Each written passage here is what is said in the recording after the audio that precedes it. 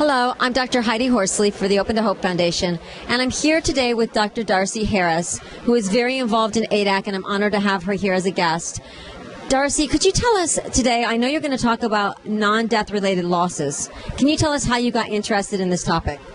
I originally got interested in this topic because I was doing research with couples going through infertility treatment, and the language they were using was the language of grief and loss, but there wasn't a death per se. There wasn't a baby that had died. There was a baby that they'd hoped for that never had appeared, but it was definitely grief, and it started me thinking about non-death loss and grief. I love this topic because I am someone that went through years of infertility. And I think that when you've been through years of infertility, what people don't realize is we are grieving the future that we thought we were going to have.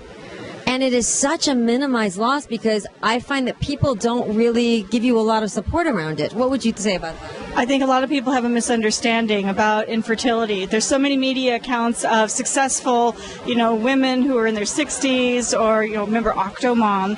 And so I think there's a lot of unrealistic expectations about if you're infertile, you go to the doctor and you'll have a baby. And that's not how it usually happens. That is very true. And so what would you tell people out there that know people that are going through infertility and they've had, infertility losses, et cetera? What would be your advice to them? It's a hard one because people are often very private about this issue. There's a lot of associations with not being able to have a child, about who I am as a person and about what my future is. And so often you don't know people are going through it. But if you do know somebody is going through infertility treatment, recognize this is hard, really hard stuff. And they may want to be private or they may want to talk about it, but it is a loss.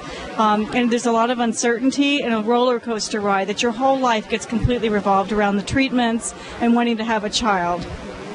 And where can people get support if they're going through infertility? Because I'm based in Canada, the supports are a little bit different. For different people, there's different organizations. So there's ASRM here in the United States. Then there's the Canadian Fertility and Andrology Society in Canada. But there are also different organizations that are more local in orientation. There's the Infertility Network, which is an online support. You can go to Infertility Network, I think it's .com, and that's worldwide as well. And there's lots of blogs and postings that you can find on the web if you look hard. Thank you so much, Darcy. This is such a needed service, and I really appreciate it. Thank you. This is Dr. Heidi Horsley from the Open to Hope Foundation.